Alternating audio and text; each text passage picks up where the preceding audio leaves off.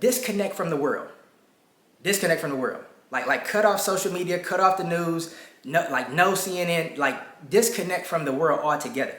Because a lot of times what we fail to realize, and a lot of people know this intuitively about everybody else, but rarely do they apply it and attach it to themselves.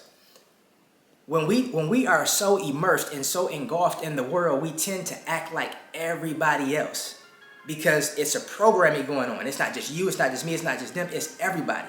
And so when you give your attention to whatever the world is programming us to focus on, then you're going to act, respond, and have the same conditions of the world. Now, why is that so important? Because in our country where I live at, the average American person can't afford a $400 emergency.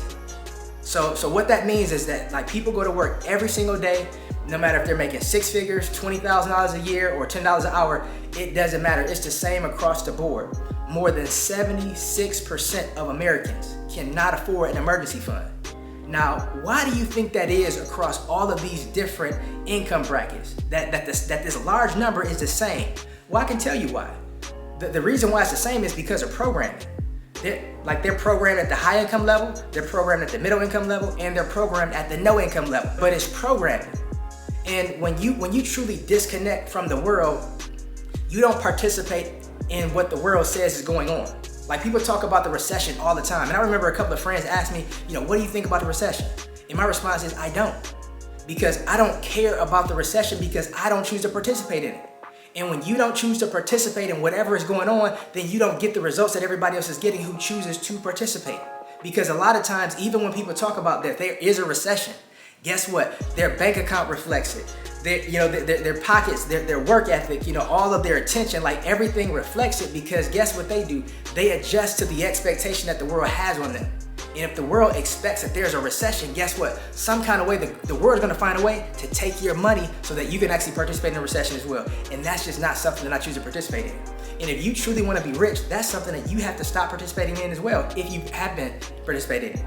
Because the thing that we don't understand is a lot of times we stay connected to what's going on in the world just so we can have some type of commonality, something to talk about with other people that we desire approval from. And what it does is it gives us something to complain about to those people, and it gives them something to complain about to us. And guess what? Even though we have a stronger connection because we have this thing that we can complain about around, it's not moving us any further. And complaining does nothing at all but makes the person feel significant in the moment of who's ever doing the complaining. You think about how often people complain about the weather. You complaining about the weather is not going to make it stop raining. It doesn't matter. So you complaining about something does not change anything, but people, they complain about things as if it will. Their opinion doesn't matter. It's amazing at how many people sit on their couch and talk about somebody that's on TV that's making millions of dollars and what they're doing wrong. When this person can't afford a $400 emergency if something were to happen to them or their family. But they're complaining about somebody else as if their opinion matters. And sometimes when we don't disconnect from the world deceives us into thinking that our complaint matters. And it doesn't. And when we think that our complaint matters, we continuously give it, and it continues to keep us stuck financially where many of us have been and will continue to be if we don't change this aspect of our lives and truly disconnect from the world. Now, no matter who we are, and I typically do not use universals like all, always, and never. This is applicable to any person who has a pulse, who has a consciousness, and who has an awareness. We all have some kind of temptation. Your temptation might look different from mine. My temptation might look different from somebody else, but we all have temptations. And when you understand what your temptation is, the best thing for you to do to truly get rich and wealthy and to truly be successful is to remove that temptation out of your home. Sometimes we make temptations too convenient. They're too close, and we think that willpower or only giving ourselves 1 day a week or 1 hour a week or 1 hour a day to expose ourselves to this temptation that we're okay.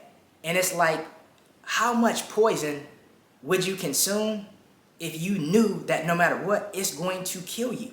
Why would you consume any of it? And that's exactly what we do, because our poison is whatever the distraction is. It's whatever the temptation is. For so many people, Netflix is their kryptonite.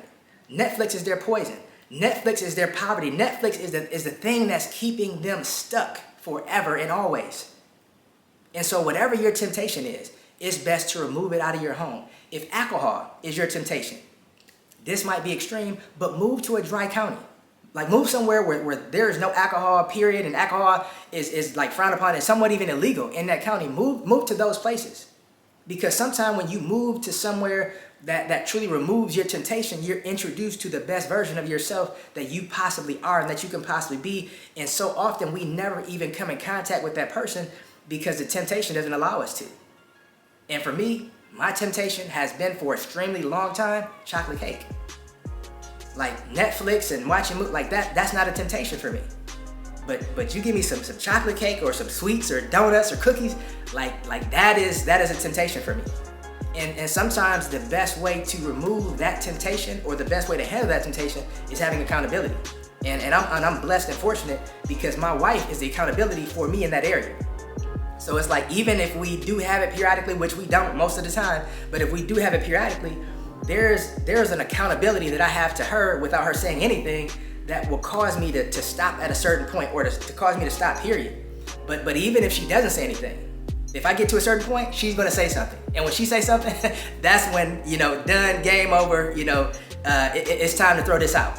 And there's been times where, in full transparency, like I don't call myself cheap anymore, but I'm very economical, if you will. So I don't like to waste things. But there's been times where there's been, a full batch of cookies that if you did put a price on them, like they might be like $7, $8. And I know that might not be a lot of money to people, but I don't like to waste anything.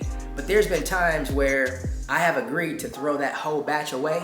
And I know that even though, like, man, I want to reach in the garbage and just grab the one on the top that's not contaminated with everything else around it, before anybody else see me. Like, I've had that thought before, but I understand that even though that I'm throwing this away, it's for my better. Like, it's going to benefit me. Like, it's going to help me. And sometimes people, like, they don't realize the connection that's made when you, like, disconnect from these things. And the reality is this. Sometimes people make the mistake that and they'll say, like, I'll do it when, or I'll do it if. Like, I'll disconnect from the world if, or I'll disconnect from the world when, or I'll remove these things from my house when, or I'll remove these things from my house if. And when and if are the biggest deceptions because they never happen. They never come. And it's like you have to make a decision right now and not make a choice that is going to cause you to trade in what you want for the most for what you want in the moment. And so often people trade in what they want the most for what they want in the moment. So in essence, when you give up these things, you will become successful by default. And when you can become successful by default, that's when your success is not something that might happen, it's something that will happen, and it's almost guaranteed. But the decision is yours. Now, because you clicked on this video and you are interested in becoming wealthy and rich, I want to invite you to if you had an idea or like some kind of thought process about like helping other people, I want to invite you to a training that I'm doing that shows you how to take what you already know and turn it into a 6-figure income by coaching other people only working 20 hours or less a week. Now, if you got any value from this video and you think other people can benefit from it, I want to encourage you to, number one, like it, but also share. And if you will, comment below and let me know the biggest takeaway for you from this video. But please share with others that you think will and can benefit from it. And I look forward to seeing you on the inside.